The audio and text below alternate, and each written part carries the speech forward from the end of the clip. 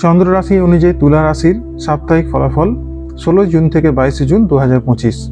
এ সপ্তাহে তুলা রাশির জাতক জাতিকারা কিছু মানসিক চাপ ও দ্বিধায় ভুগতে পারেন। অতীতের কিছু সিদ্ধান্ত নিয়ে মনে সংশয় দেখা দিতে পারে, তবে সপ্তাহের মাঝামাঝি সময় থেকে ধীরে ধীরে পরিস্থিতি সহজ হবে।